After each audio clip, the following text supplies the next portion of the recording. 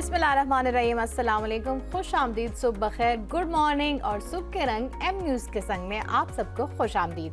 मैं हूँ नाज़िश खटक और मेरा साथ देंगे नजमुस साकिब। उम्मीद करता हूँ आप सब खैरियत से हैं, जहाँ पर भी होंगे खुशबाश होंगे। आप सभी को हमारी तरफ से बहुत बहुत जुम्मा मुबारक और उम्मीद करते हैं कि आपका दिन बहुत अच्छा गुजरा और वीकेंड की आमद तो बहुत सारे प्लान्स भी बन चुके होंगे।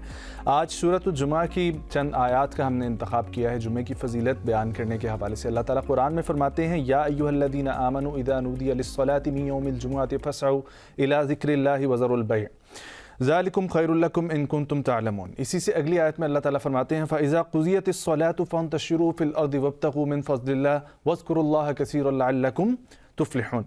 इसके तर्जुमा है कि ए ईमान वालों, जब जुमे के दिन नमाज के लिए अजान दी जाए तो अल्लाह के ज़िक्र की तरफ दौड़ो और ख़रीदो फ़रोख्त को छोड़ दो। दूसरी आयत का तर्जुमा है, फिर जब नमाज पूरी हो जाए तो ज़मीन में फैल जाओ और अल्लाह का फ़ज़ल तलाश करो और अल्लाह सबसे बेहतर रिस्क देने वाला है।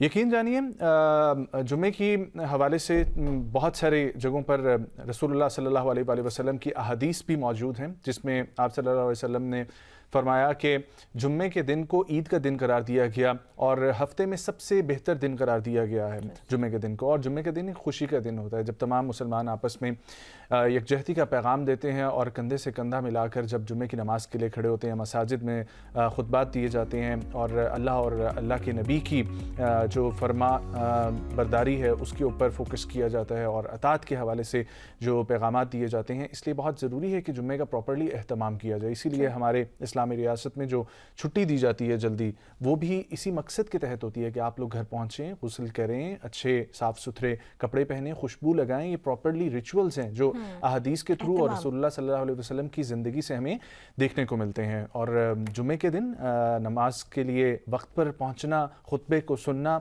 और फिर उसके बाद वहाँ पर नमाज अदा करके सबसे मिलना या जो आपके आसपास लोग हैं उनसे मिलने से एक पैगाम मिलता है। और फिर दूसरी आयत में जिस तरह अल्लाह ताला फरमाते हैं कि जब अल्लाह के पास से तुम लोग हो लिए होते हो तो फिर उसके बाद रुख करो और अल्लाह की ज़मीन में फैल जाओ और अल्लाह के रिस्क को जो है वो तलाश करो। और बेहतर अल्लाह रिस्क देने वाला है और अल्लाह से बेहतर कोई भी रिस्क नहीं देने वाला। और जब आप अल्लाह की याद करते हैं, अल्लाह को याद करके निकलते हैं अपने कामों की तरफ, तो डेफिनेटली उसका असर जो है वो दोबाला हो जाता है और मज़ीद बरकतें आपके काम में शामिल हो जाती हैं। बिल्कुल ऐसा ही है, बहुत अच्छा मैसेज है इसमें भी। इसीलिए कुरान को उतारा गया है कि हम उसकी तालीमात अमल कर सके और हिदायत हासिल कर सकें। और इसी से ही हम इस दुनिया में भी सुरखरू हो सकते हैं और अगले जहान में भी सुरखरू हो सकते हैं। बहुत शुक्रिया नजम, आप रोज़ हमें एक आयत सुनाते हैं, उनके मफहूम भी समझाते हैं, क्योंकि समझना सबसे इम्पोर्टेंट बात होती है, पढ़ तो हम लेते ही हैं। आगे बढ़ेंगे जी, प्रोग्राम का बाकायदा आगाज़ करेंगे आज की न्यूज़ से। और पहली न्यूज़ हमारे पास क्या है? आलमी एटॉमिक एनर्जी एजेंसी की न्यूक्लियर टेक्नोलॉजी के पुरअमन इस्तेमाल से मुतल्लिक पाकिस्तान के किरदार को बहुत सराहा गया है। जी, कहा जा रहा है कि जी इंटरनेशनल एटॉमिक एनर्जी एजेंसी के डायरेक्टर जनरल राफेल मारियानोग्रसी ने ऑस्ट्रेलिया के शहर वियना में कायम IAEA के हेडक्वार्टर से जारी अपने खुसूसी पैगाम में कैंसर के खिलाफ जंग में पाकिस्तान एटॉमिक एनर्जी कमीशन के किरदार को सराहते हुए कहा कि IAEA पाकिस्तान में न्यूक्लियर टेक्नोलॉजी के पुरअमन इस्तेमाल में अपना भरपूर ताउन करेगा।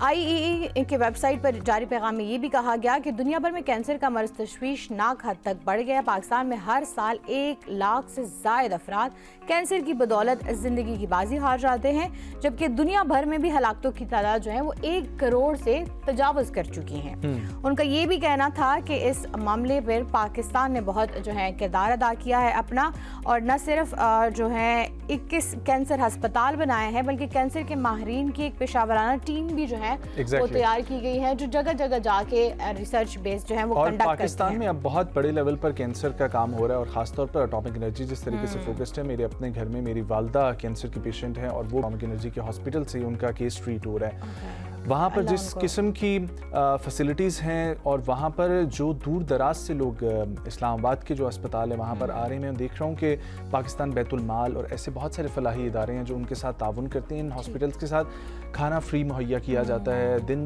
भर में मुख्तलिफ औकात में चाय चल रही होती है, जो अटेंडीज़ उनके साथ आए होते हैं मरीज़ों के साथ उनके रुकने के लिए अलहदा जगह बनाई हुई हैं। और कैंसर की जो इस वक्त फैसिलिटीज़ और जो वहाँ पर ट्रीटमेंट्स जो हॉस्पिटल्स पाकिस्तान में हेल्थ के हवाले से मौजूद है और ख़ासतौर पर पाकिस्तान एटॉमिक एनर्जी के हॉस्पिटल्स में, तो नो डाउट वो काबिल तारीफ़ है और ऐसे मज़ीद इनिशिएटिव्स होने चाहिए। वज़ीर आज़म पाकिस्तान ने अभी रिसेंटली एक और कैंसर हॉस्पिटल का इफ्तिताह भी किया है। So now cancer is curable और कैंसर के ऊपर फोकस करने की और हिम्मत रखने की मरीज़ को बहुत ज़्यादा ज़रूरत है। बिल्कुल ऐसे विल पावर, कल भी हम यही डिस्कस कर रहे थे, विल पावर जो है वो बहुत ज़रूरी होते हैं। विल पावर के हो तो इंसान जो है बहुत बड़ी बड़ी बीमारियों को वो टकराव दे देता है, हाँ, और पार कर लेता है। सो विल पावर भी होनी चाहिए। लेकिन पाकिस्तान का ये इकदाम कि वो कैंसर के अस्पताल जो हैं वो खोल रहे हैं और कैंसर के पेशेंट्स को हर तरह का, कैंसर बहुत सारी उसकी वो होती है, अक़साम होती है, तो बहुत सारे तरह का कैंसर हो सकते हैं, लेकिन हर तरह का कैंसर अब क्यूरेबल है। वेल जी, आगे बढ़ते हैं और जिक्र करते हैं एंटरटेनमेंट की दुनिया से। हमारे पास खबर ये है कि जैकी चैन बहुत ही मारूफ दुनिया भर में, हम सभी उनकी फिल्म्स देखते हुए बड़े हुए हैं, हम जानते हैं वो एक एक्शन हीरो हैं। उनका ताल्लुक है चीन से और हांगकांग से ताल्लुक़ रखते हैं वो, जहाँ पर उन्होंने एक वीडियो उनकी काफ़ी वायरल चल रही है और वो गज़ा के मासूम बच्चों की हालत देखते हुए रो पड़े हैं। और नो डाउट ये दिल इंसान का ऐसा ही है, अच्छे इंसानों के दिल इसी तरह पिघल जाते हैं जब कोई भी बर्बरियत होते हुए देखते हैं। और इस वीडियो में देखा जा सकता है कि वो बच्चे की बातें सुन रहे हैं और उनकी बातें सुनते हुए उसने उन्हें रुला दिया। वो किसी फोरम पर मौजूद थे, वहाँ पर गुफ्तगू कर रहे थे और उनके सबटाइटल्स भी आप लोगों की टीवी स्क्रीन पर चल रहे हैं, जिनसे अंदाज़ा हो सकता है वो क्या बात कर रहे थे। जब बच्चे से पूछा गया कि तुम बड़े होकर क्या बनोगे, तो उसने जवाब दिया, हमारी तरफ के बच्चे बड़े ही नहीं होते। और उससे पहले ही जो है ना वो जो बर्बरियत है उसका निशाना बन जाते हैं। न सिर्फ जैकी चैन बल्कि पूरी दुनिया ही जो गज़ा में हो रहा है उस बर्बरियत पर आप दीदा हैं, रो रही हैं और ये हम सबको कंडेम भी करना चाहिए। आगे बढ़ते हैं जी। जहरान ममदानी न्यूयॉर्क के मेयर का हल्फ उठा लिया। तकरीब में कुरान के 2 नुस्खों पर सवाल किया गया है। आप सबको पता ही होगा सबसे कम उम्र जो है मेयर मुकर्रर हुए न्यूयॉर्क में, बहुत टसल भी रही है, लेकिन अब अल्हम्दुलिल्लाह सक्सेसफुल भी हो गए, उन्होंने उठा भी लिया हल्फ। उनसे कहा गया है कि जी जहरान ममदानी 1 जनवरी को ओहदा संभालने पर कुरान पर हल्फ उठाने वाले पहले न्यूयॉर्क सिटी के मेयर हैं। अमेरिका में नौजवान सियासतदान जहरान ममदानी न सिर्फ न्यूयॉर्क सिटी के पहले मुसलमान मेयर मुंतखब हुए हैं, वो अमरीकी वोटरों में बैनुल मज़ाहिब हम आहंगी पैदा करते और सेकुलर शनाख्त बनाते भी हमें नजर आए हैं। बिल्कुल नजर। और उनके तर्जुमान का ये भी कहना है कि वो अपनी निजी और अवामी तकरीबात में कम अज कम 3 मुख्तलिफ किस्म के इस्लाम की मुकद्दस किताब इस्तेमाल करेंगे।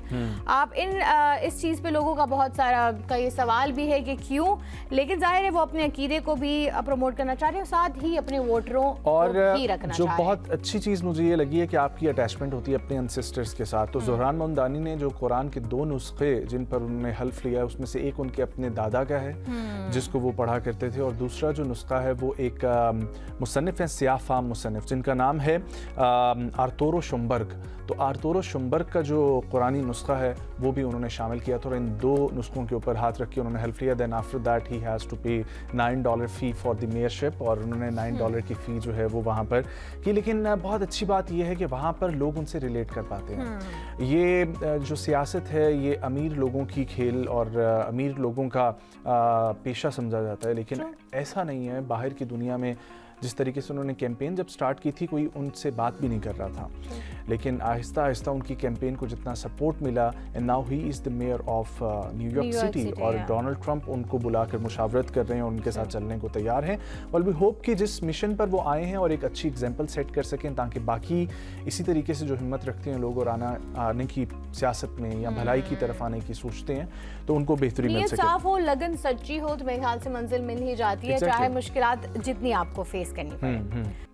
सो अभी हम लोग ये बात कर रहे थे कि पाकिस्तान को अल्लाह ने ना जहाँ पर बहुत कुदरती हुस्न से माला माल और मादनियात से माला माल किया, वहीं पर हमारे दिल जो है वो बहुत फ़राख रखे हैं। और इतने खुले दिल के पाकिस्तानी मालिक हैं कि स्कूल से लेकर आखिर तक जहाँ पर भी हम दूसरी नेशनैलिटी या दूसरे मज़हब के लोग इवन हम लोग देखते हैं, तो बड़ी तजस्सुस होता है उनके बारे में, जानें, उनको इज़्ज़त दें, उनसे पूछें उनके हाल अहवाल। और पाकिस्तान में जब कोई आ जाए और मेहमान बन के आ जाए हमारे लिए, इंटरनेशनल क्रिकेट को बहाल करने के लिए, हमें सपोर्ट करने के लिए, तो फिर पाकिस्तानी बहुत आगे बढ़कर जो है ना वो मेहमान नवाजी में बढ़ चढ़ कर हिस्सा लेते हैं। बिल्कुल ऐसे ही मैंने अभी रिसेंटली एक क्रिकेट पे डॉक्यूमेंट्री देखी थी जिसमें उन्होंने इंडियन प्लेयर्स को भी शामिल किया था और उनके भी शॉट्स लिए गए थे। तो उन्होंने यही बताया कि हम 1990 में आते थे, उस टाइम पे जब आते थे, जो पाकिस्तान इतनी डेवलपमेंट भी नहीं थी, यहाँ पे इतनी ज़्यादा सिक्योरिटी वाइज भी इतने ज़्यादा हालात थोड़े ख़राब भी रहते थे, लेकिन उसके बावजूद वो कह रहे हैं हम इतना सेफ फील करते थे, इतना हमें वेलकमिंग होते थे लोग, इतना हमने खाने खाए हैं। सो दे वर लाइक कि हम अभी भी चाहते हैं कि हम पाकिस्तान जाएं। हालांकि वो भारतीय प्लेयर्स थे, वो चाहते हैं, लेकिन कहते हैं अब चूंकि हम क्रिकेट वहाँ हम खेल नहीं सकते, हमारी ख्वाहिश ज़रूर है कि हम खेलें, लेकिन अब वो पॉसिबल नहीं है। सो इसलिए एक बार जो पाकिस्तान आ जाता है वो पाकिस्तान का शिदाई होकर ज़रूर जाता है। और ये न सिर्फ यहाँ की खूबसूरती है बल्कि यहाँ के लोगों की भी खूबसूरती है। वेल आगे जी हम लोग बढ़ते हैं और जिक्र करते हैं कि एंटरटेनमेंट इंडस्ट्री से जो है ना वो हमारे पास क्या है। Let's talk about this. जी, जर्मनी जो है ना उसमें क्रिसमस की तातीलात के दौरान चोरों की फिल्मी अंदाज में एक बड़ी और गैर मामूली बैंक डकैती जो है ना उसने पूरे मुल्क में सनसनी जो है वो फैला दी है। अब ये कहानी क्या थी, ये आइए हम आपको जो है ना वो बताते हैं। 2001 की एक मशहूर अमेरिकी क्राइम और कॉमेडी फिल्म है जिसके हिदायतकार स्टीवन सॉडबर्ग जो है वो हैं, और उस फिल्म की कहानी एक ज़हीन और चालाक चोर डेनी ओशन के गिर्द जो है वो घूमती है, जो जेल से रिहाई के बाद लॉस वेगस के 3 बड़े कैसीनोस में एक ही रात में जो है ना वो लूटने का उसको मंसूबा बनाते हैं। और अपने मंसूबे के लिए वो मुख्तलिफ महारतों के हामिल 11 अफराद पर मुश्तमिल एक टीम बनाते हैं जिनमें माहिर जवारी मौजूद होते हैं, ठीक है, और उसके अलावा टेक्नोलॉजी एक्सपर्ट और भेस बदलने के माहिर जो है ना वो शामिल होते हैं। अगर आप लोग ने ये फिल्म नहीं देखी तो इसको ज़रूर जाके फिल्म देखें, ये बहुत कमाल की वो फिल्म है। ना वो ये है वैसे बेसिकली कि चोरी इससे इंस्पायर होके हुई है, ठीक है, जर्मनी में। सो इससे इंस्पायर नहीं होना, इसको सिर्फ आपने ना मूवी की हद तक ही देखना है। जैसे फिल्म बहुत कॉमेडिक और बड़ी मजे की जो है ना वो फिल्म है। जैसे बचपन में हमने होम अलोन देखी थी, बच्चे जब घर में अकेला रह जाते हैं, चोर आते हैं तो जो होता है, हाँ, तो आपने सिर्फ इसको एज अ मूवी ही देखना है और आपने इससे फन लेना है, बल्कि आपने कोई हरकत नहीं करनी। मैं अगली खबर जो है ना वो बताने को बड़ा मेरा दिल कर रहा है, क्योंकि मैं काफ़ी अरसे से इन चीज़ों के ऊपर देख भी रहा था और मुझे बड़ी खुशी होती है कि पाकिस्तान में इतनी अच्छी चीज़ें भी हैं कि उसके लिए जो है ना वो आपको इस तरीके से, आइए मैं आपको खबर बताता हूँ तब आपको पता लगेगा। चित्राल जो है वो चित्राल में बहुत ज़्यादा मारखोर पाए जाते हैं। इनफैक्ट चित्राल का एक इलाका है जिसको कहते हैं शहर शाम। शहर शाम एक ऐसी जगह है जहाँ पर आपको हर वक्त जो है वो फॉरेस्ट गार्ड्स मिलेंगे, प्रॉपरली फेंस हुआ है और चंद एक फीट का एक दरिया है जो गुजर रहा है जिसका पाथवे बना हुआ है। एक तरफ रोड है और दूसरी तरफ पहाड़ है। शहर शाम उसको इस वजह से कहा जाता है कि हर रोज़ सर्दियों में शाम को जब आप वहाँ पर जाते हैं, बहुत सारे टूरिस्ट वहाँ पर मौजूद होते हैं, तो तकरीबन 1, 2 नहीं 50, 60, 70, 100, 150 आपको मारखोर देखने को मिलते हैं जो पानी पीने के लिए दरिया में नीचे उतरते हैं रोज शाम। मैंने सिर्फ ये सुन रखा है, हाँ, मैंने खुद देखा ही है, जाके शूट भी किया इस हवाले से, और बहुत खूबसूरत मंजर होता है। अब वहाँ पर फॉरेस्ट गार्ड्स क्यों मौजूद होते हैं? ताकि उनको कोई हंट ना कर सके, उनको कोई पकड़ ना सके। अगर आपने पाकिस्तान में, क्योंकि हमारा एक ये नेशनल एनिमल है, अगर आपने मारखोर को पकड़ना है या आपने उसकी हंटिंग करनी है तो उसका एक लाइसेंस है जो मिलता है। और ख़बर भी इस हवाले से है, चित्राल में रूसी शहरी हैं जिन्होंने $68,000 देकर पाकिस्तान में एक कश्मीरी मारखोर जो है वो मारा है और उसका शिकार किया है। ये मारखोर की तस्वीर है, 41 इंच लंबे इसके सींग थे। मारखोर आप देखें कितना ब्यूटीफुल है। और महकमा जंगली हयात के मुताबिक मारखोर का शिकार community based trophy hunting programme के तहत किया गया था और इस हंटिंग प्रोग्राम की आमदन का बड़ा हिस्सा मकामी आबादी जो है उसकी फलाह बहबूद के लिए इस्तेमाल किया जाता है। और महकमा जंगली हयात ने कहा कि इस हंटिंग प्रोग्राम का मकसद जंगली हयात का तहफ़्फ़ुज़ और मकामी आबादी को मौशी फ़वाइद देना है। और जिसका भी चित्राल चक्कर लगता है वहाँ पर एक दफ़ा आप ज़रूर जाइएगा। शहर शाम को बहुत ही खूबसूरत मंजर देखने को तो एटलीस्ट हाँ देखने वाला है। जैसे फेरी मेडोज के बारे में कहते हैं पुराने ज़माने में वहाँ के परियां शाम को उतर के पानी पीती वो फिर भी नज़र नहीं आती। हाँ जी, ये तो नज़र आती है। मारखोर तो आपको फिर भी नज़र, उससे तो आप लुत्फ़अंदोज़ नहीं हो सकते हैं, लेकिन इस मंजर से आप लुत्फ़अंदोज़ ज़रूर हो सकते हैं। और वैसे मुझे भी चित्राल देखने का बहुत शौक है। Yes, it's so beautiful। Chitral के लिस्ट में है जहाँ मैं नहीं गई। मुत्तसिल कैलाश है, ठीक है, और कैलाश की जितनी खूबसूरत वादियाँ हैं उनकी 3 वैलीज हैं, बम्बोरेत, बरीर एंड रंबूर। और तीनों के जो रिचुअल्स हैं और कैलाशी दुनिया भर में सिर्फ और सिर्फ कैलाश में पाए जाते हैं। इनका अपना मजहब है, इनका अपना रहन सहन है, बहुत हॉस्पिटैलिटी है, क्राइम रेट बिल्कुल जीरो है। तो ज़रूर विजिट कीजिएगा इंशाल्लाह। Even I will try because मेरा है, मैंने कैलाश भी नहीं विजिट किया, मैं चित्राल भी नहीं गई, बाकी तकरीबन नॉर्दर्न एरियाज और जितना पाकिस्तान है वो मैंने सारा देख लिया। तो ये दोनों अभी रहते हैं। वेल जी, वापस आते हैं रावलपिंडी में। हाँ जी, रावलपिंडी में क्या हुआ है जी? रावलपिंडी में एक बहुत ही अनोखा वाकया पेश आया है और है तो थोड़ा सा वैसे डिस्टर्बिंग सा ही कि जी रावलपिंडी में हॉली फैमिली अस्पताल के डॉक्टर उन्होंने जिंदा बच्चे का डेथ सर्टिफिकेट जारी कर दिया। How is that even possible? ये तो बिल्कुल ही गफलत है। तफसीलात क्या है जी इसके बारे में? रावलपिंडी के हॉली फैमिली अस्पताल में नए साल की आमद के मौका पर एक गैर मामूली वाकया पेश आया जिसमें डॉक्टरों ने नौमौलूद जिंदा बच्चे का डेथ सर्टिफिकेट जारी कर दिया। बच्चे की पैदाइश गुज़िश्ता रोज़ रुबीना उनकी वालदा का नाम है कि हाँ हुई और अस्पताल में ही हुई थी, जबकि बच्चे की हालत इब्तिदा में बहुत नाजुक थी। डॉक्टरों ने बताया कि जल्दबाजी में बच्चे का डेथ सर्टिफिकेट जारी कर दिया जिसमें यह भी वाज़ह तौर पर दर्ज था कि मैयत लवाहकीन के हवाले कर दी गई है। अब ये एक बहुत इम्पॉर्टेंट चीज़ होती है डेथ सर्टिफिकेट। बर्थ सर्टिफिकेट और डेथ सर्टिफिकेट दोनों ही बहुत बेसिकली बिल्कुल हम लोग इसको गफलत की तरह बोल तो सकते हैं, लेकिन कुछ मेडिकल रीजंस होते हैं।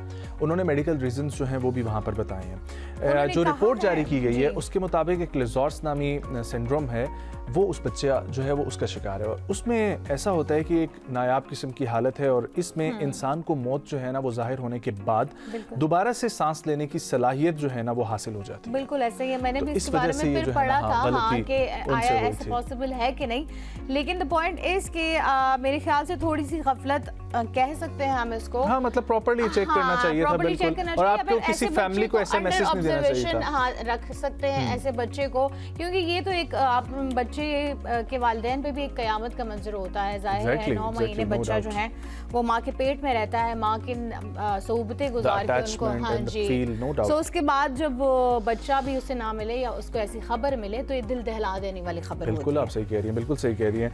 आगे बढ़ते हैं और जिक्र करते हैं दुनिया की सबसे बुजुर्ग बिल्ली जो है उसके हवाले से। उसने अभी ताज़ा अपनी बर्थडे जो है ना वो मनाई है। सो आप लोगों को पता है कि कैट्स की एज मैक्सिमम 25 इयर्स 23 और ज़्यादा से ज़्यादा कम सुनी है। और जो मोस्टली मैंने अपने इर्द गिर्द की बिल्लियाँ देखी हैं उनकी एज 15, 14, 13, 16। एक हमारे पास बिल्ला था, ठीक है, हमारे जानने वालों के पास, वो 18 ईयर्स तक उसने सर्वाइव किया।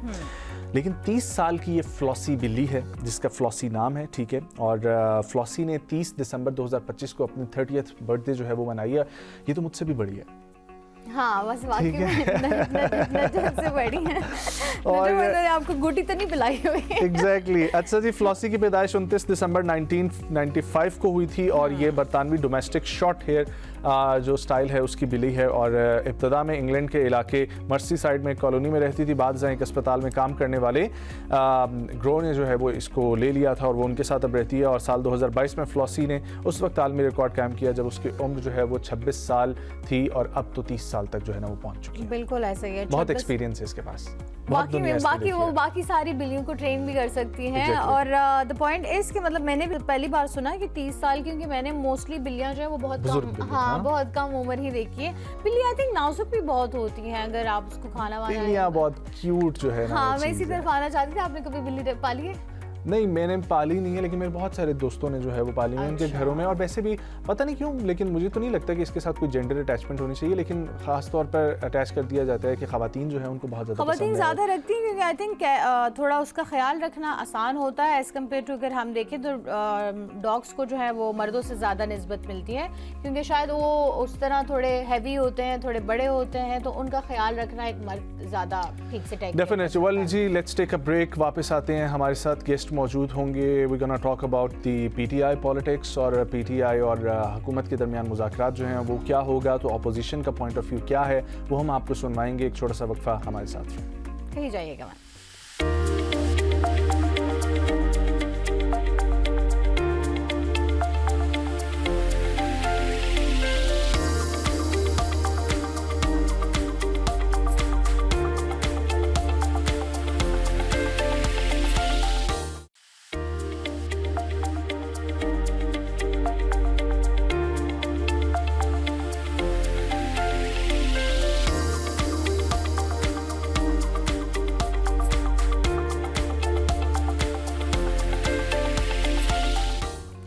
वेलकम बैक नाजरीन, एक बार फिर से खुश आमदीद कहते हैं। जैसा कि जाने से पहले नजम ने बताया था हम पीटीआई की सियासत पे बात करना चाह रहे हैं। आज हमारे साथ मौजूद हैं मोहतरमा नुसरत वाहिदा साहिबा। अस्सलाम वालेकुम मैम। जी वालेकुम अस्सलाम नुसरत वाहिद। नुसरत वाहिद, मैडम ये बताइए, पीटीआई की पॉलिटिक्स ओवरऑल इस वक्त मुज़ाकरात की बातचीत चल रही है, हुकूमत ने मुज़ाकरात के लिए इनवाइट किया है, लेकिन पीटीआई की तरफ से एक तरफ मीना आफरीदी कह रही है हम मुज़ाकरात के लिए जो है राजा नासिर अब्बास का नाम देते हैं और महमूद खान अचकज़ई का, लेकिन अलीमा खान कहती है मुज़ाकरात की बात जो करेगा वो पीटीआई का हिस्सा ही नहीं है। देखिए ये बिल्कुल सही है। बिस्मिल्लाहिर्रहमानिर्रहीम, बहुत शुक्रिया अपने प्रोग्राम में मुझे इनवाइट करने का।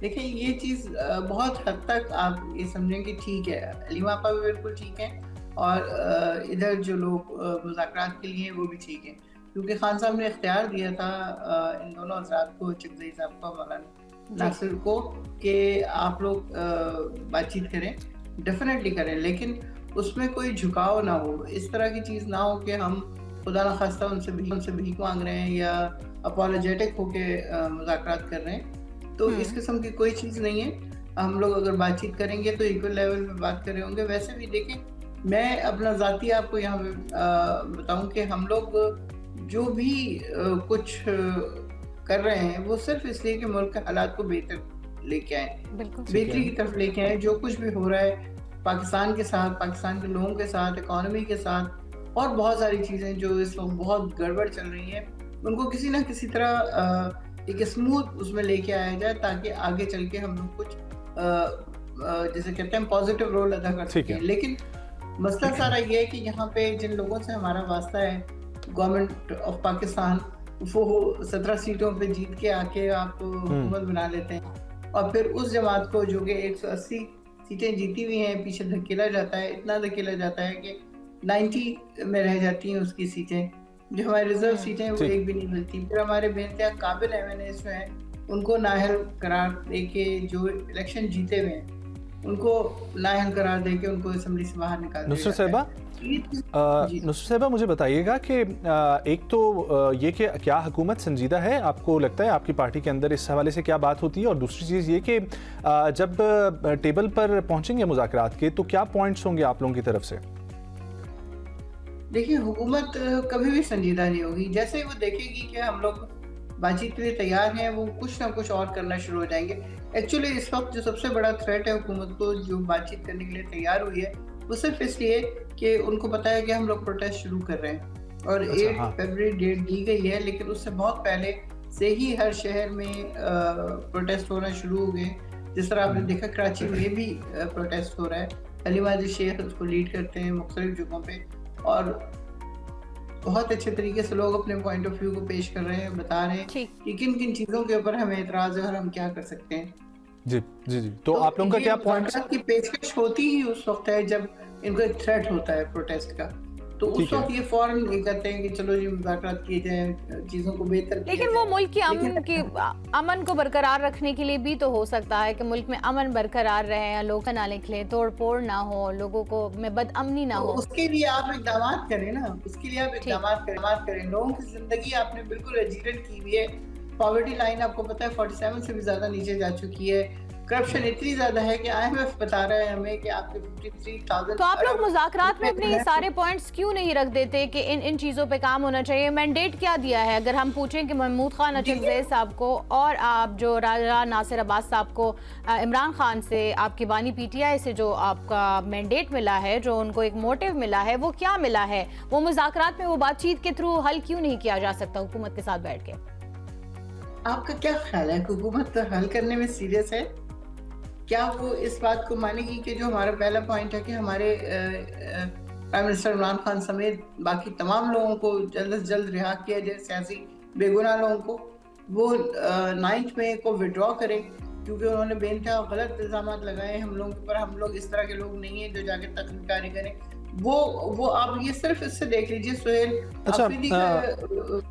नुसरत साहिबा, बिल्कुल आप लोगों की लीडरशिप पे डेफिनेटली आप लोगों को उनके बारे में फ़िक्र भी होगी और उन्होंने आपकी पार्टी को सर्व किया और मुल्क को सर्व किया। डेफिनेटली इल्ज़ामात हैं या जो भी हकीकत है उसके हवाले से बातचीत होनी भी चाहिए, लेकिन अगर वो पॉइंट एग्जेम्प्ट करने के हवाले से गवर्नमेंट कहती है तो उसके अलावा क्या पाकिस्तान तहरीक इंसाफ के पास कोई और पॉइंट नहीं है जिसके ऊपर वो बैठ के बात कर सकती है? और अगर वो हैं तो हम जानना चाहेंगे कि बानी PTI या PTI के उन तमाम तर मेंबरान और क़यादत जो इस वक्त जेल में है, उनसे हटकर किन पॉइंट्स पर आवाम की बेहतरी के लिए PTI एक पेज पर आना चाहती है हुकूमत के साथ?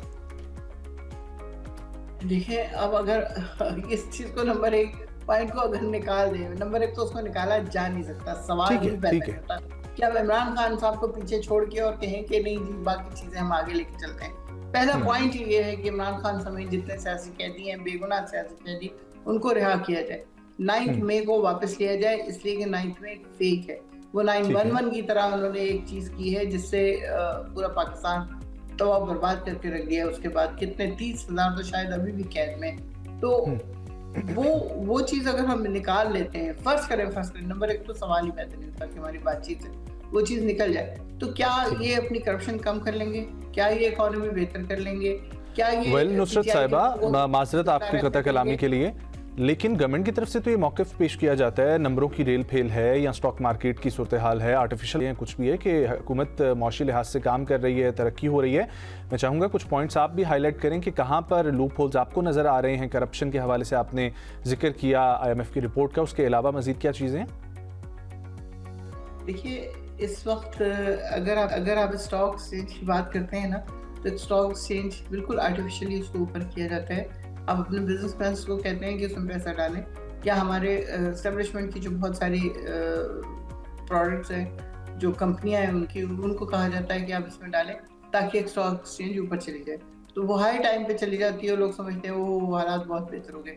तो उससे हालात बेहतर नहीं होते, वो सिर्फ एक शो पीस हालात की बेहतरी के लिए आप क्या सजेस्ट करती हैं कि अमली इक़दामात में क्या क्या होना चाहिए? अगर आप कह रही हैं कि ये सिर्फ लफ्ज़ों की हेर फेर है या फिर हिंसों की हेर फेर करते हैं, तो आप लोगों के ख्याल से क्या होना चाहिए जो आप लोगों के ख्याल से ग्राउंड होगा? ऑनेस्टी, सबसे पहले ऑनेस्टी, आवाम के साथ ऑनेस्टी। महंगाई को कम करें, आप अपने खर्चे कम करें। आप एयरफोर्स के जहाज़ को एक टैक्सी समझ के पूरी दुनिया में घुमाए जाते हैं, क्या उसका खर्चा नहीं होता? जिस पेट्रोल को छोड़ दें, अगर वहाँ जाके आप 8 दिन 10 दिन रुकते हैं तो उसका किराया कौन देता है? गवर्नमेंट ऑफ पाकिस्तान दे रही है ना, आवाम के टैक्स से अदा किया हुआ पैसा जा रहा है। फिर उसके बाद जाके बेहतरीन तरीन होटलों में ठहरा जाता है कि जिसका किराया एक दिन का कोई लाखों में होता है।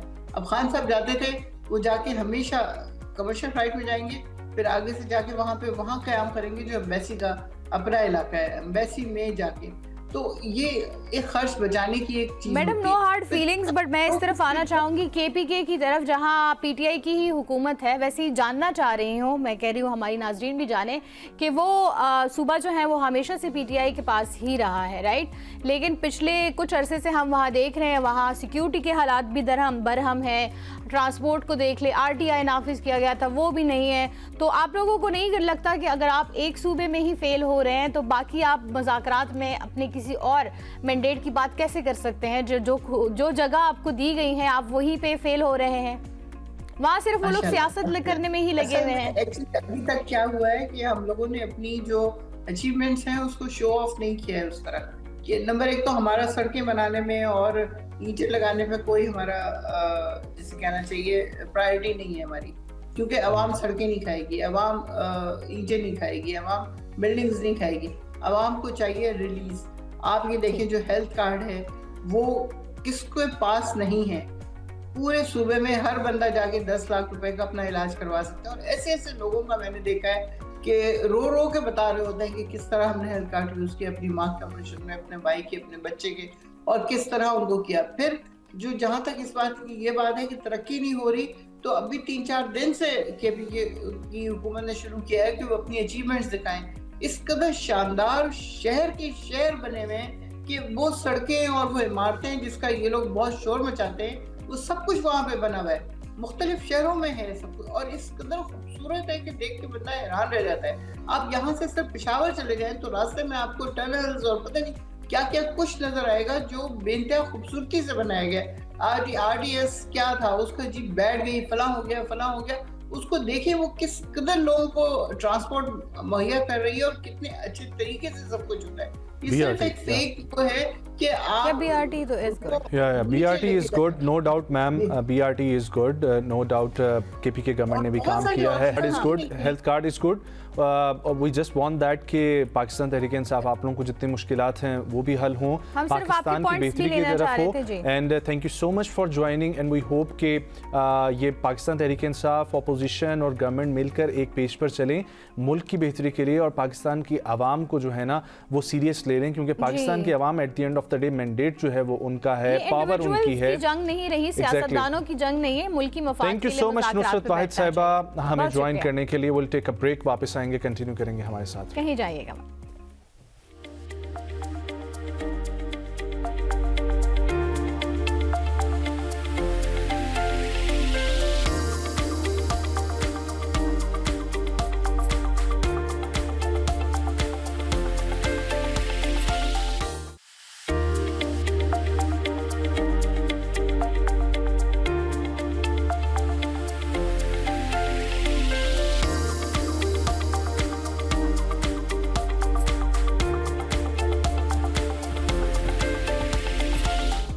Welcome back once again. ख़वातीन और हज़रात, एजुकेशन की बेहतरी में पाकिस्तान में बहुत कुछ हो रहा है और हर कोई अपनी जगह पर बेहतरी के लिए कोशिशें कर रहा है, लेकिन आज जो शख्सियत हमारे साथ मौजूद है उनका मॉडल जो है वो बड़ा मुनफरिद है। पाकिस्तान में बहुत सारे लोग PhDs करते हैं, डिफरेंट मुल्कों में जाके PhDs करते हैं और उनके मकसद होते हैं कि PhD इस चीज़ पे की जाए जिसके कोई सोसाइटी को फ़ायदा पहुँचे। So she come up with the idea कि हमारे जो सेकेंडरी स्कूल सिस्टम है, एलिमेंट्री स्कूल सिस्टम है, वहाँ से आप पीस बिल्डिंग कैसे कर सकते हैं और वहाँ पर क्रिटिकल थिंकिंग जो है उसको कैसे फ़रोग़ दे सकते हैं। और हमारे जो बच्चे हैं उनको बचपन से ही बहुत सारा प्रेशर जो है वो फेस करना पड़ता है थ्रू एजुकेशन सिस्टम, उनके वालिदैन के वजह से, माशरे की वजह से पढ़ाई का प्रेशर होता है और मुख्तलिफ सोसाइटी के प्रेशर्स होते हैं।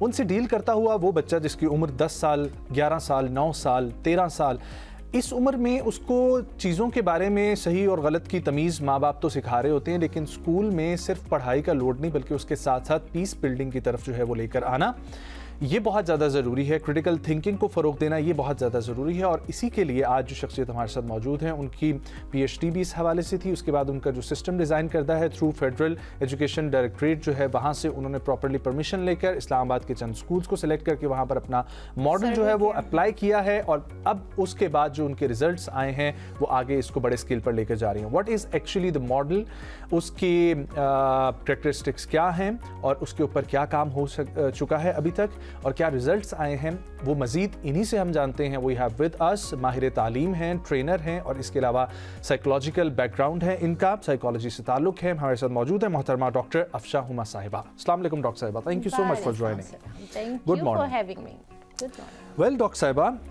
मुझे बहुत अच्छा लगा आपका सिस्टम जो है वो जानकर और आपका मॉडल के बारे में समझ के। हमने तो फिर आपके साथ गपशप लगाई, लेकिन हमारे नाज़रीन के लिए बताइएगा कि थ्रू PhD आपका ऑनवर्ड सफ़र क्या था, आपकी ऑब्जर्वेशन क्या थी जिसकी बिना पर आपने एक सिस्टम एजुकेशन सिस्टम में इंडल्ज करने के लिए कुछ सोचा? मेरा PhD तो दिसंबर 2013 में कंप्लीट हो गया था। मैं पाकिस्तान वापस आ गई थी, इट इज़ फ्रॉम US। तो फिर मैंने काम शुरू किया secondary school and intermediate colleges के साथ on developing critical pedagogy in classroom. तो मुझे मौका मिला कुछ क्लासरूम्स में बाय माय पर्सनल कनेक्शंस कि हम इसको ज़रा इम्प्लीमेंट करके देखते हैं। This was wholly in your head. अभी आपके बिल्कुल सिर्फ दिमाग में था। मेरा PhD का आउटकम था। हाँ, तो PhD में जाने से पहले आपका अपना ही था, इसके बारे में आपने ओके।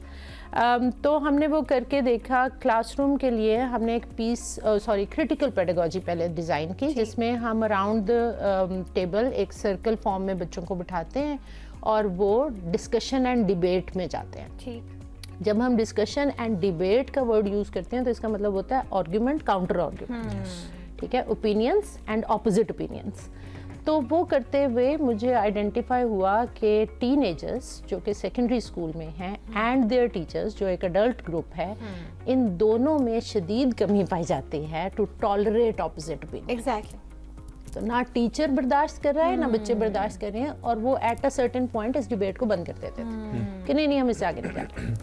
तो यहाँ से मेरा पोस्ट डॉक्टोरल रिसर्च का क्वेश्चन बिल्ड होता है कि what can we do at elementary school level कि ये बच्चे रेडी हों to get into critical thinking, to use critical thinking and also to be अगर उनके आसपास इस तरह की बात हो रही है। तो फिर मेरा सेकेंड रिसर्च का फोकस शुरू हुआ which was peace building at elementary school level. और उसमें जैसे मैं अभी आपको बता रही थी, we worked at two ends again. One is the adult group जो टीचर्स हैं एलिमेंट्री स्कूल्स के, and one is the child who is under the age of 13।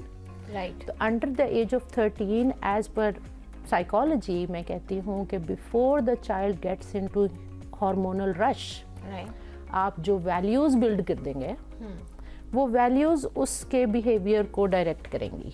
तो वो बजाय एग्रेसिव होने के वो क्रिएटिव होना शुरू हो जाएगा, या वो गेम्स में जाएगा, या वो आर्ट्स में जाएगा, इस तरह की चीज़ों में जाना शुरू हो जाएगा। दीज आर योर कैंपेन्स जो हम इस वक्त रन कर रहे हैं? जी बिल्कुल, जी बिल्कुल।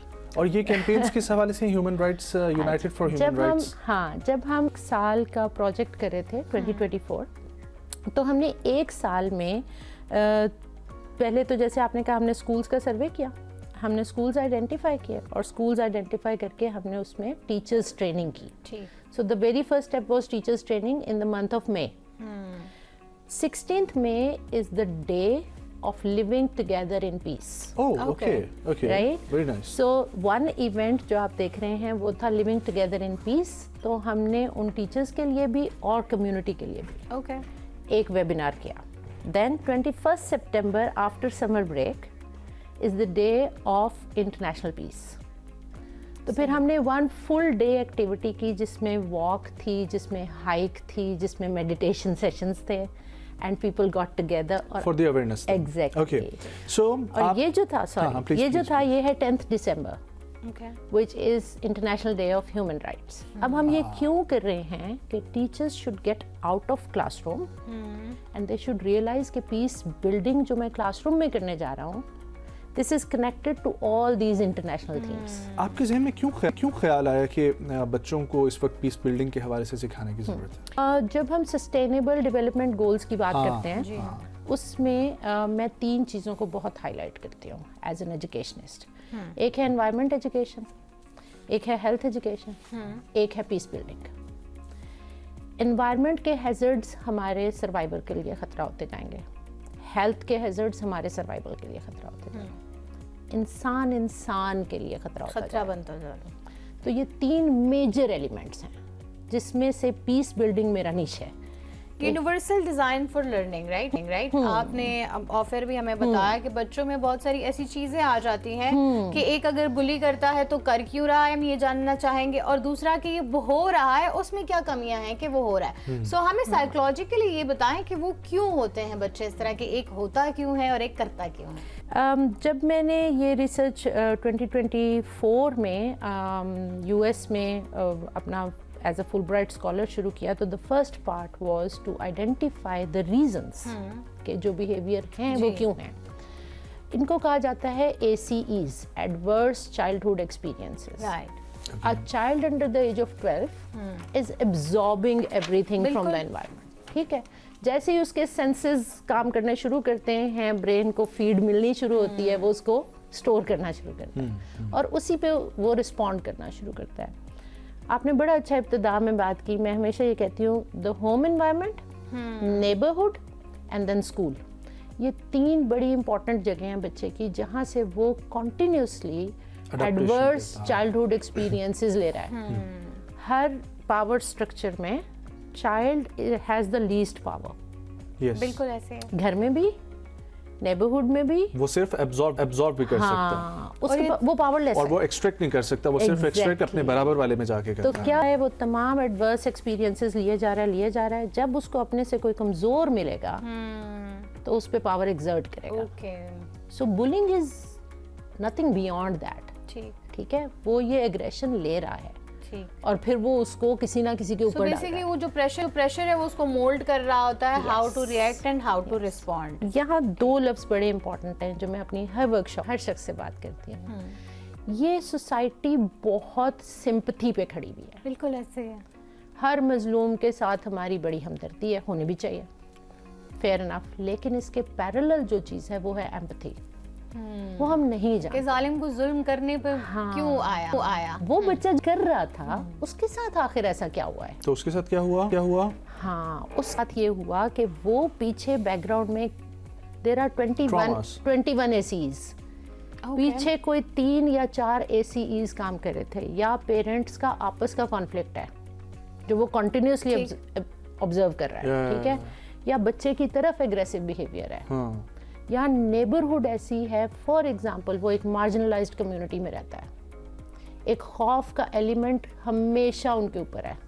अगर ये तीन चीज़ें आप कंट्रोल कर लेंगे, then how can you control the social media and the gaming thing, और उसके अंदर वो जितनी 21 ACEs में Outer आखिरी 3-4 एग्जैक्टली वो हैं जो आप डिफाई किया। मीडिया है, सोशल मीडिया है, पीयर प्रेशर है। पीयर बिल्कुल, प्रेशर peer है, pressure ठीक तो है, आजकल is a हाँ। thing, yeah. तो ये जो 12 साल तक का बच्चा है, हम किसी भी इस एलिमेंट को कंट्रोल का लफ्ज हमारी पेडागोजी में नहीं है। अच्छा, फिर हम कहते हैं how to manage these things. Very बच्चे nice. को ये सिखा। अच्छा, तो अब ये सिखाने के लिए आपकी कहानी ये थी कि आपने फेडरल एजुकेशन डायरेक्टरेट से रब्ता किया, बिल्कुल। आप लोगों ने 4 स्कूल्स जो है वो इस्लामाबाद के सिलेक्ट बिल्कुल। किए, जिसमें एक I9, G11, चट्टा बख्तावर एंड बाराको। बाराको, जहाँ पर मुख्तलिफ डाइवर्सिटी और आपको बच्चे अमीर गरीब हर तबके हर फ़िक्र तरह। से आपको मिलेंगे, हर मसलक से और हर जहनीत का बच्चा हर घर का मिलेगा। बिल्कुल। अब जब आप लोग पहुंच गए स्कूल्स में, जी। देन नाउ ऑनवर्ड क्या चीज़ें we did was कि- एक्सपीरियंस क्या था? हाँ, पाकिस्तानी बिल्कुल। बच्चे थे किस तरह के आप अच्छा, ये जब हमने सर्वे जब हम कर रहे थे, वो इन 4 स्कूलों के बियॉन्ड है, वो इस्लामाबाद टेरिटरी में है, तो हमने टीचर्स से बाकायदा ओपन एंडेड एक परफॉर्मेंस के ऊपर हम उनके साथ बैठते भी थे, वो लिखते भी थे, हम बातचीत भी करते थे। तो टीचर इंटरेक्शन में बहुत सारे इश्यूज थे। टीचर को बर्दाश्त नहीं कर रहा। ठीक। हमारे यहाँ अब जो हमारी पेडागोजी है वो कहती है कि कंपटीशन रिड्यूस करना है, कोलैबोरेशन इंक्रीज करनी है। True. जबकि एडल्ट ग्रुप में कंपटीशन भरा हुआ है, राइट? क्लासरूम में भी कंपटीशन भरा हुआ है, पेरेंट्स के दिमाग में भी यही है। तो ये सबसे बड़ा चैलेंज था हमारे लिए कि कैसे कंपटीशन को रिड्यूस करना है। इंटरेक्शन के दरमियान एक लफ्ज़ आता है जिसको हम कहते हैं इम्प्लिसिट बाइसेस। ठीक। Okay. मैं फ़र्ज़ करें कि मैं पंजाबी हूँ और मैं मुसलमान हूँ, और ये पंजाबी नहीं है बेशक मुसलमान है, ठीक। और ये मुसलमान नहीं है बेशक पंजाबी है, ओके। राइट? अब यहाँ पर इस इंटरेक्शन में इम्प्लिसिट बाइसेस आएंगे। हम चाहें या ना चाहें, वो आ गया। We grow up with them ना, या हाँ। ट्रू। ठीक है? तो ये इंटरेक्शन में आ रहा था, ये दूसरा चैलेंज था। फिर वो जो एग्रेसिव टोन, एग्रेसिव बिहेवियर, ये एडल्ट जो टीचर है ये पाकिस्तान में एग्जिस्ट करता है। जैसे मैंने बच्चों के 21 ACEs आइडेंटिफाई किए, इसके मैंने 9 चैलेंजेस आइडेंटिफाई किए। ठीक। वो इकोनॉमिक भी है, वो सोशल भी है, वो फैमिली इश्यूज भी हैं, वो उसकी एनवायरनमेंट में कोई एक्सट्रीमिस्ट ग्रुप है, कोई वायलेंस हो चुका है, कोई वॉर हो चुकी है, कोई कॉन्फ्लिक्ट हो चुका है, ये एडल्ट उसमें मौजूद है, बच्चा अपने ACEs में मौजूद है।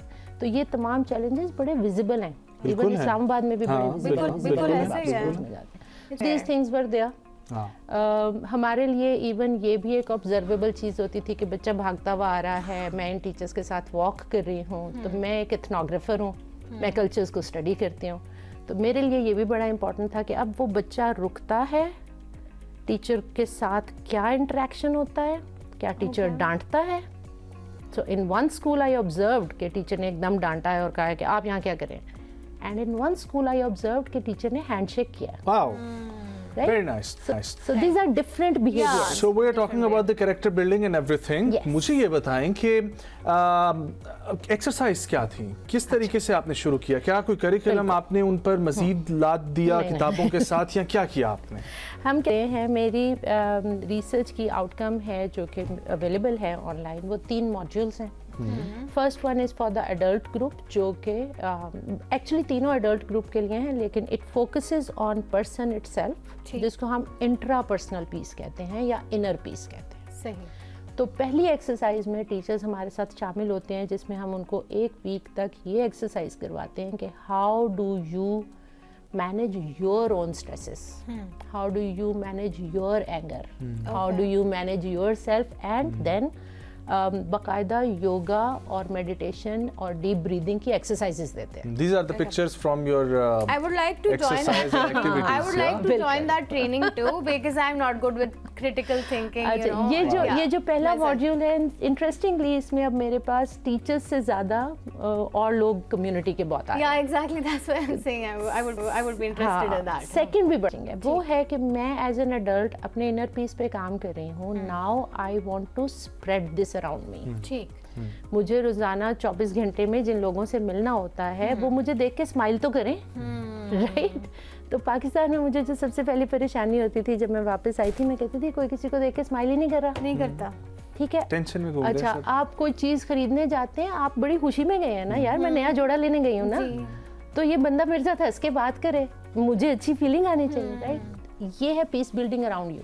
Okay in family, in market spaces, in public spaces, आप पार्क में जाएं, वॉक करें, how will you connect with people, how will you connect with animals. अच्छा, लेकिन इसमें एक और चीज़ भी आ जाती है ना, हम आगे से जो मुआशरे का जो हमारे बर्ताव मिलता है ना, उसका थोड़ा बहुत इफेक्ट हम लेते ज़रूर हैं। जैसे कि मैं बहुत स्माइली हूँ, मैं हम अब चलते फिरते भी स्माइल करती रहती हूँ, ठीक है? So I always get this thing, और इट्स अ वेरी सीरियस बात कर रही हूँ, मजाक से, कि लोग मुझे कहते हैं नहीं आप हर वक्त ही इतनी हंसती मुस्कुराती कैसे रह सकती हैं, आप इतनी पॉजिटिव हो नहीं सकती हैं, you just try to pretend. And वो एक टाइम तक तो मैं इग्नोर करती रही, but now it's like you know it getting in my head that या people actually have this issue that I am always smiling and I am always like why. बिल्कुल ठीक है। तो वो उस पे मैं एक जुमला कहूंगी जिससे वो मेरा एक और साइड ओपन हो जाएगी, जो कि कहा जाता है फेमिनिस्ट। अच्छा, वो ये है कि हमें रोती भी औरत बड़ी अच्छी लगती है, हमें हंसती और मुस्कुराती भी औरत को देख के हम सवाल उठा देते हैं। एक ड्रामा आया था जिसमें मायरा खान सिर्फ रोती ही रही थी, ठीक है? वो ड्रामा सबसे हिट गया था और उस पे क्रिटिसिज्म ही यही आया था, क्योंकि हमें खातून जो है वो सिर्फ रोती हुई पसंद है, इसीलिए हंसती खेलती खातून पे हम परेशान हो जाते हैं। अच्छा, हमें गुस्से में अच्छा लगता है, औरत हमें रोती भी अच्छी। इसका मतलब है कि हम जब कहते हैं कि ये एक्सट्रीमिस्ट सोसाइटी हो गई है, तो लोग समझते हैं शायद हम सिर्फ रिलीजियस एक्सट्रीमिज्म की वजह। नहीं, एक्सट्रीमिस्ट माइंडसेट होता है।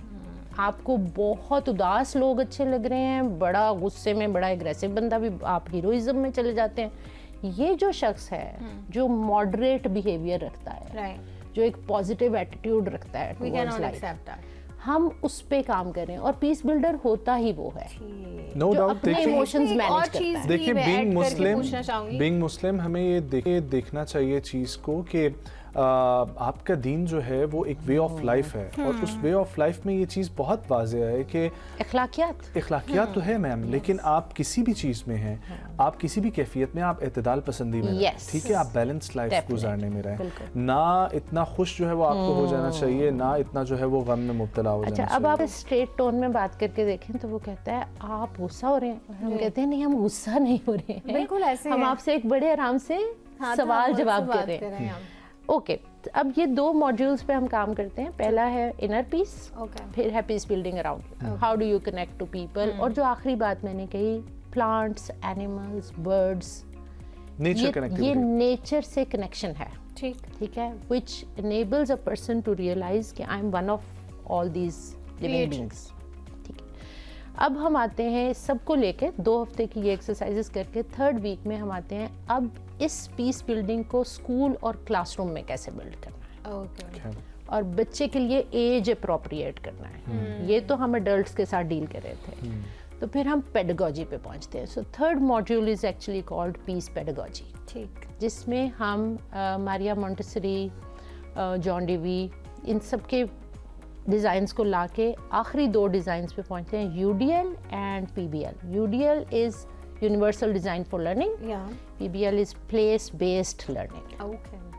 So any child coming from any background, UDL design हुआ था जब हम इंक्लूजन पे काम कर रहे थे कि स्पेशल नीड्स बच्चे भी रेगुलर क्लासरूम में आ सकें।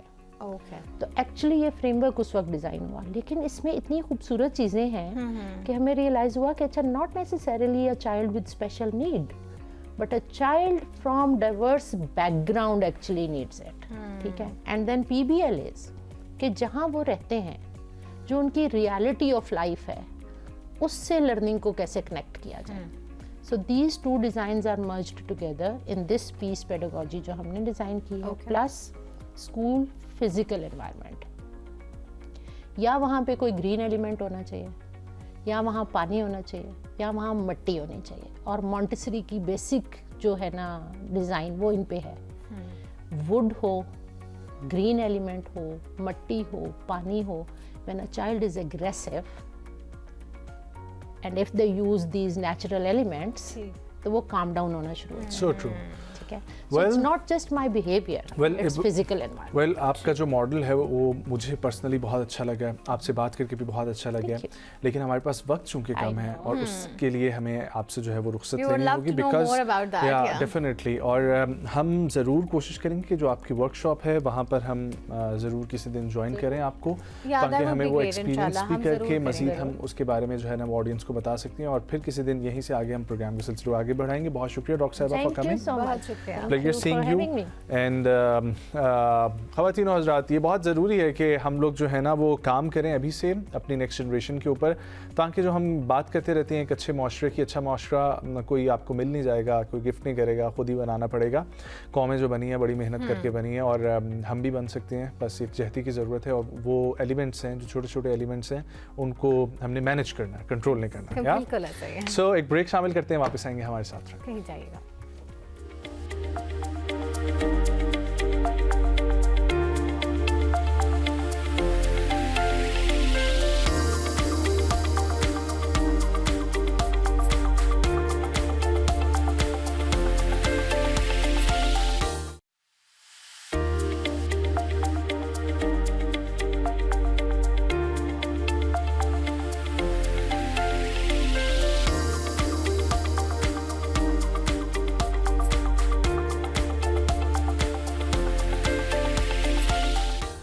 Welcome back once again. ख़वातीन और हज़रात, इस सेगमेंट में हम लोग बात करेंगे इंटीरियर डिज़ाइनिंग्स के हवाले से, ऑफिस के इंटीरियर, आपके घरों के इंटीरियर, कैसे आपने अपनी स्पेस को अच्छा बनाना है. क्योंकि एक अच्छा घर जब आपको फ़ील देगा, एक अच्छा रूम आपका अपना फ़ील आपको देगा, तो आपकी वो जहनी नशोनुमा के लिए भी बहुत ज़्यादा ज़रूरी है. आपका मूड जो है वो अपलिफ्ट कर देता है जब आप घर के अंदर एंटर हो, आपकी मर्ज़ी के मुताबिक आपका साफ़ सुथरा मुख्तलिफ़ रंगों से सजा हुआ एक मिनिमलिस्टिक सा, या जो आजकल एस्थेटिक कहते हैं उस किस्म के घर मौजूद हों, आपका ऑफिस जो है उस तरीके से हो. और अगर हम आज से कुछ अरसा पहले चले जाएं तो हमारी जो बड़ी बड़ी बिल्डिंग्स या जो ऐसे स्ट्रक्चर्स जो मुगलिया दौर से ऑनवर्ड हम लोग देख रहे हैं या अंग्रेज़ों के दौर में बनी हैं, वो इमारतें कितनी शानदार दिखाई देती हैं. और उनके अंदर जो कलर पैलेट्स का इस्तेमाल हुआ है, जो नकूश और जो चीज़ें वहाँ पर कुंदाकारी और क्या क्या कहा जाए, वो जो काम है वो बहुत चीज़ें ज़रूरी हैं. और फिर हमारे आर्टिस्ट भी पाकिस्तान से तो बहुत अच्छे अच्छे हैं. कोई नेल आर्ट में बहुत अच्छा है, कोई वुड कार्विंग में बहुत अच्छा आर्टिस्ट है, कोई मोज़ेक आर्ट का बहुत अच्छा आर्टिस्ट है. और उसी तरीके से हमारे ये सब चीज़ों को एक जगह पर ला के एक अच्छा ऑफिस डिज़ाइन करना, एक अच्छा घर डिज़ाइन करना, उसके इंटीरियर पे फोकस करना, इसके लिए इंटीरियर डिज़ाइनर्स जो हैं वो बहुत ज़्यादा काम कर रहे हैं. और अब तो बहुत ये बूम पकड़ती जा रही है फील्ड भी, और इंडस्ट्री, और उसके साथ साथ लोगों को भी अब इस बारे में समझ आ गई है कि एक आपने घर बना लिया है, लेकिन घर बनाने के साथ साथ आपने घर का इंटीरियर कैसा रखना है ये बहुत ज़्यादा ज़रूरी है. आपके कुशन, आपका सोफ़ा, आपके रग्स, आपके दीवारों का रंग, आपकी और क्या क्या चीज़ें. और ये सिर्फ दुनियावी दिखावे के लिए नहीं होता, इससे वाकई इंसान को दिली सुकून, तस्कीन मिलती है, आपका दिमाग फ्रेश रहता है, आपका घर जाने का दिल करता है, आपका घर पे बैठ के टाइम गुजारने का दिल करता है. Let's talk about the interior designing, office designing and home decorating and designing, and we have with us the interior designer Mohtरमा Hina Mehboob Sahiba. Assalamu alaikum. Good morning. Thank you so much for joining. Assalamu alaikum. Same here. कैसी हैं आप? ठीक है? मैं बिल्कुल ठीक ठाक हूँ. है ना. सबसे पहले तो ये बताएं, इंटीरियर डिजाइनिंग का आपको बचपन से शौक था या आपने बस बड़े होके इसको एज अ प्रोफेशन चूज किया है? नहीं, it's since my childhood I am doing. ये मेरे बचपन से ही मैं सब चीज़ें कर रही हूँ. मेरी बेसिक जो फील्ड है वो आर्ट एंड डिज़ाइन की ही है. आर्ट एंड डिज़ाइन में आर्ट भी कवर हो जाता है, डिज़ाइन भी कवर हो जाता है. इन art and design basically paintings भी उसमें आ जाती हैं, आप इंटीरियर भी ले आते हैं. डिज़ाइन बेसिकली होता ही है कि आप कुछ भी चीज़ उसमें डिज़ाइन कर लें, चाहे वो कम्युनिकेशन डिज़ाइन हो, चाहे वो इंटीरियर डिज़ाइन हो, चाहे वो एक घर का स्ट्रक्चरल डिज़ाइन हो, या फिर आपकी पेंटिंग हो, कुछ भी आ सकता है, डिकोर भी आ सकता है उसमें.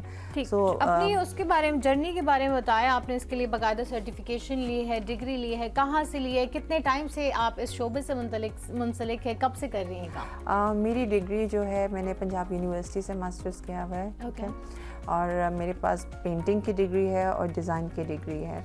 सो इसके अलावा आई एम वर्किंग में इस पे जो काम कर रही हूँ, मुझे 17 इयर्स हो गए हैं इस फील्ड में. 17 साल. जी. सो अब हम बात करते हैं ज़रा घरों के डिज़ाइन के हवाले से. पहले हम उस पर आते हैं, क्योंकि हर किसी का घर है और हर किसी को अपना घर जो है वो अच्छा बनाना है. बिल्कुल ठीक. और उसमें पहले हम लोग देखा करते थे, एक रुझान होता था, हर कोई अपना कल्चरल टच जो है वो देता था.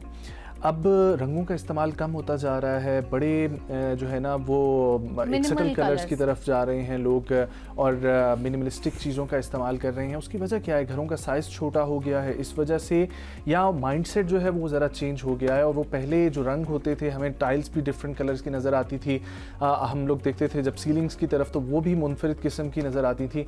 ये शिफ्ट जो हुआ है, ये चेंज क्यों हुआ? ये नो मेकअप लुक वाली कहानी है, जैसे खवातीन नो मेकअप लुक आता ऐसा है। बिल्कुल भी नहीं है। हम लोग ऐसा नहीं, हम हर चीज़ को हमें मद्देनज़र रखना होता है। जब एक घर डिज़ाइन करते हैं तो उसमें सबसे इम्पोर्टेंट जो चीज़ होती है, जो हमारे क्लाइंट और कस्टमर होते हैं कि वो क्या चाह रहे होते हैं, तो हमें ज़्यादा उनके मुताबिक भी चलना होता है। लेकिन ऐसा बिल्कुल नहीं है कि हम अपने ट्रेडिशन से निकल चुके हैं।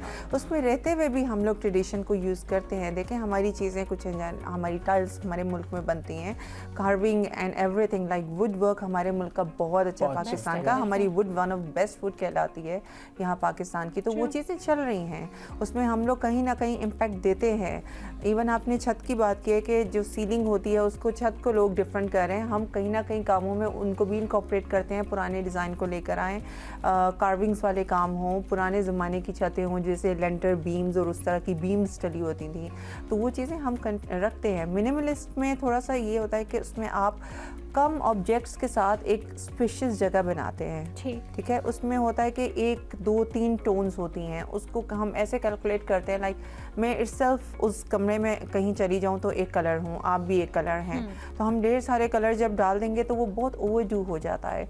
तो उसमें ये होता है कि मिनिमलिस्ट में हम टोन्स को कम करते हैं, उसमें कुशन्स ट्रेडिशनल डाल लें आप, रग ट्रेडिशनल हैंडमेड आते हैं हमारे मुल्क में, बहुत अच्छा काम होता है। हमारी पोट्री ऐसी है, हमारी इवन सेरामिक वर्क ऐसा है, तो एग्जैक्टली, तो वो हम डिकोर्स के थ्रू भी उसको हम अपना कल्चर इम्पैक्ट ला सकते हैं उसमें। अगर एक ऑफिस की इंटीरियर डिज़ाइनिंग जब आप कर रही हैं, घर की कर रही हैं, उन दोनों चीज़ों में, चाहे बेडरूम है चाहे हम लोग किसी भी जगह की बात करते हैं, लाइट्स का कितना जो है वो असर होता है? लाइट्स प्ले बहुत इम्पोर्टेंट रोल घर में जो है।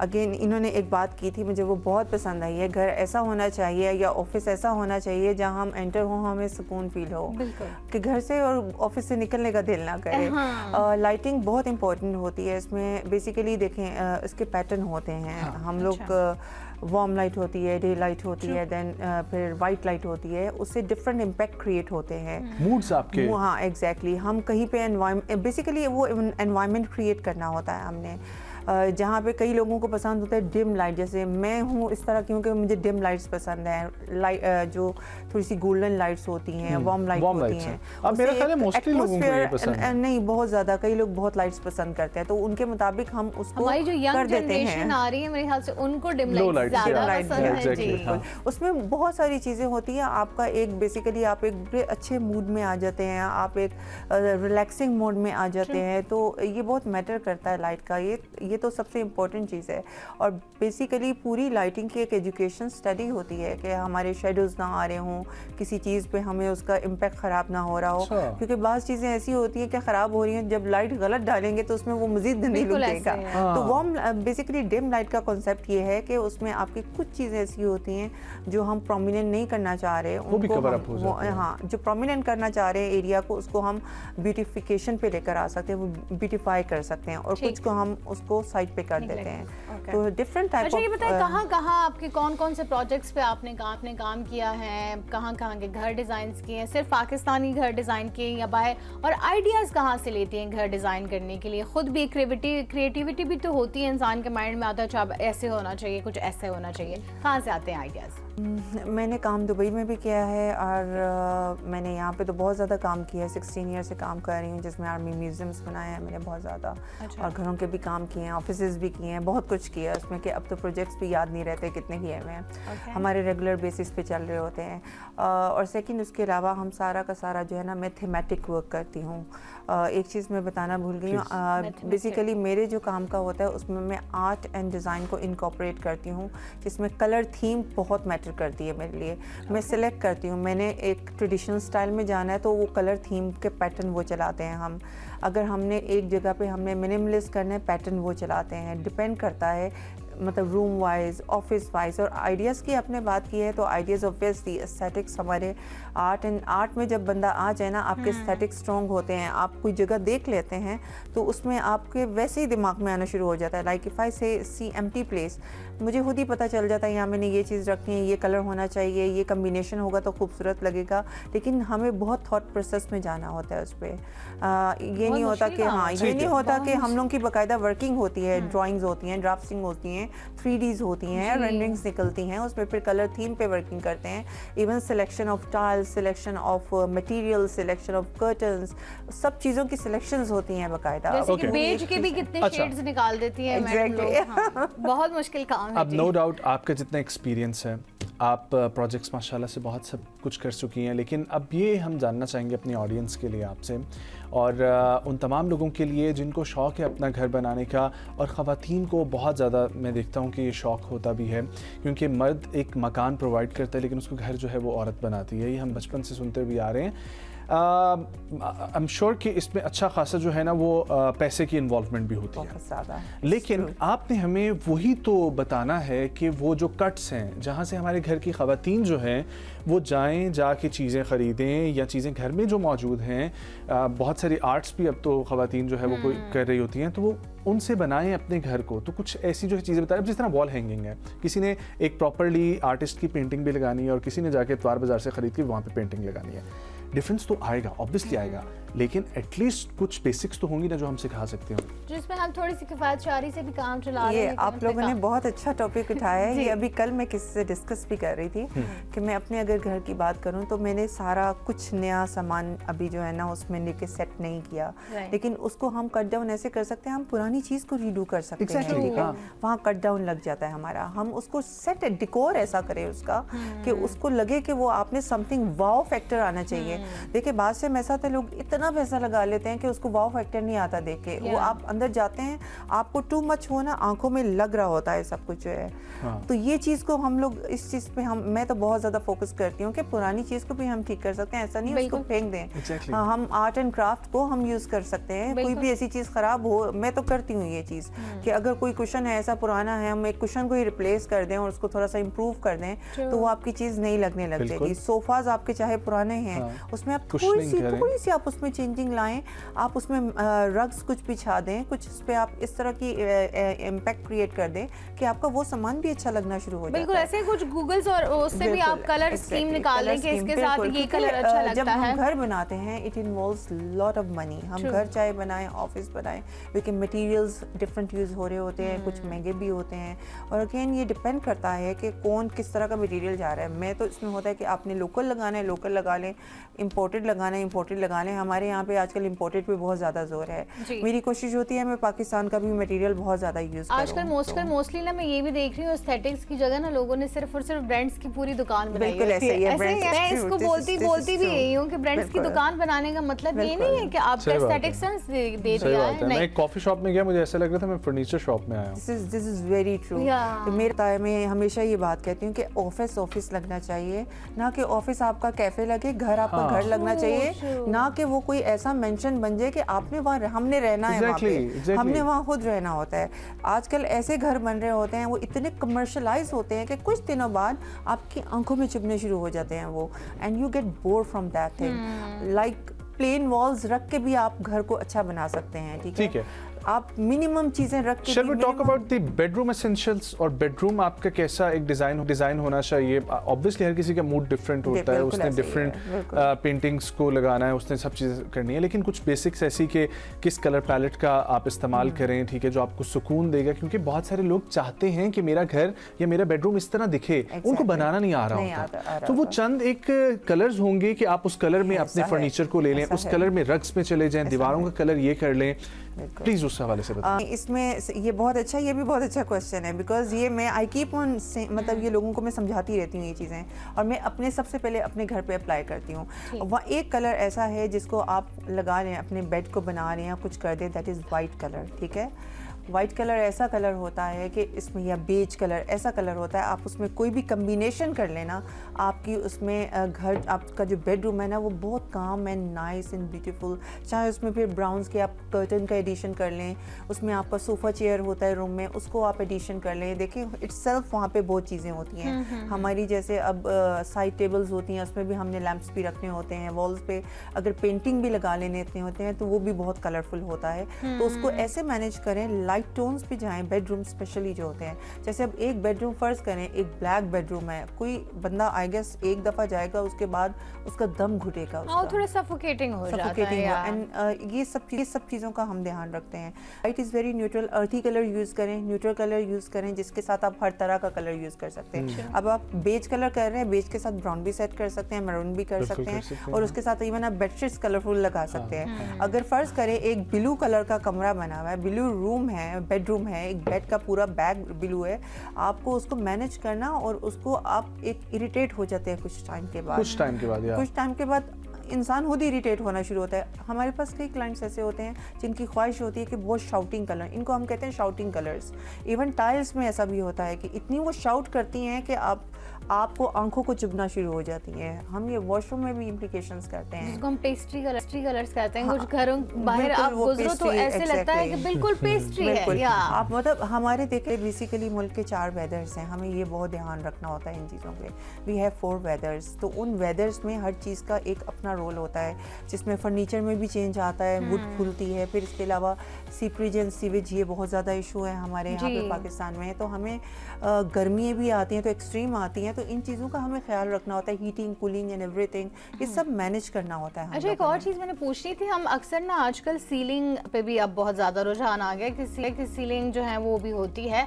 मैंने एक किसी से सुना था कि जी वो एक घर में गए थे, जो उन्होंने पूरे छत पे जो है वो बादल बना लिए थे। हाँ जी, ऐसा बहुत ज़्यादा लोग करते हैं। So is that even a thing? बादल बनाने का क्या कॉन्सेप्ट है? वो लोग, कुछ लोगों को पसंद होता है। हमने घर पे सोए तो ऊपर बादल नजर आए। उसका कॉन्सेप्ट ही होता है। मैं उसका कहती हूँ कि आप रूफ, वो जो लाइट होती है ना, सनलाइट वाला, हाँ वो वाला आप इमेज क्रिएट कर दें कि आप वहाँ पे ग्लास लगा के आप ओरिजिनल स्काई देख लें, उससे आपकी लाइटिंग ओरिजिनल। मेरे लिए बहुत इंपॉर्टेंट चीज़ ये है कि घर में नेचुरल लाइट आनी चाहिए। ठीक है, यहाँ क्या लोग करते हैं, वो आप आसमान बना लें और ये बादल बना लें, वो आर्ट वर्क होता है, ये हमारा ऐसा नहीं है ये आर्ट वर्क, लेकिन हमारे यहाँ से नहीं है, ये स्पेन और फ्रांस इन जगहों पे होता आ रहा है। तो वो लोग करते क्या है, मिक्सचर करके खिचड़ी पका लेते हैं, बाज़ लोग नहीं सुनते हैं। तो हम उसको करते हैं, मैनेज करते हैं। ख़वातीन की जगह किचन कैसा होना चाहिए? किचन इतना होना चाहिए कि हर चीज़ ख़वातीन की एक्सेस में हो। ठीक है, हम इतना बड़े किचन बना लेते हैं, बड़े भी, लेकिन आपका जो बेसिक एरिया है ना, दैट इज फूड मेकिंग, आपका फ्रिज, आपके कुछ यूटेंसिल्स जो होते हैं, बिल्कुल आपकी रेंज में भागना ना पड़े वहाँ से वहाँ तक चल के बनाते हैं, लेकिन उनमें हम चीज़ों करते हैं। किचन ऐसा होना चाहिए क्योंकि उसमें हर चीज़ आपकी एक्सेस में हो, और आपको पता हो, हमने इतना फ़र्ज़ करें अगर एरिया हो गया हमारा, तो वहाँ पे हम इवन कबर्ड्स ऐसी प्रोड्यूस करते हैं जिन पे हम लोग जो डेली यूज एसेंशियल्स अब आजकल किचन भी बन रहे हैं, डर्टी किचन भी बनता है और ग्रीजी किचन भी बनता है, और फिर इसके अलावा अलग से भी किचन बन जाता है। डर्टी किचन इज बेसिकली वो वो जब बड़े किचन होते हैं तो उसके लिए होता है ग्रीसी किचन के लिए कि आपका ओरिजिनल जो आपका बड़ा किचन है वो ख़राब ना हो। तो ये आजकल बहुत ट्रेंड में आई हैं चीज़ें। तो उसको हम इस तरह करते हैं कि एसेंशियल्स आपके, वही वाली बात, एसेंशियल आपकी एक्सेस में हो और कंफर्टेबल हो, ना कि आप कभी इधर भाग रहे हो ना उधर भाग रहे हो। और उसमें फिर ऑब्वियसली हम प्रॉपर शेल्व्स लगाते हैं। आज तो हमने बात की एक जनरल ज़रा, क्योंकि ये ऐसा टॉपिक है कि इसमें बहुत इसकी परतें हैं, एक परत उतरती है, नई शुरू होती है। सो हम आपको दोबारा से रिक्वेस्ट करेंगे किसी दिन, ठीक है, ज़रूर हमारे प्रोग्राम में शामिल होइएगा। जो है वो स्कीम किसी को समझ ही नहीं आती, वही जैसे हमने बात की, कुछ मैं आपको बताती हूँ, व्हाइट में देयर आर कलर्स, फिर बेज में भी एक कलर होता है, क्लाउडी व्हाइट भी होता है, क्लाउडी स्काई भी होता है, डिफरेंट कलर्स होते हैं।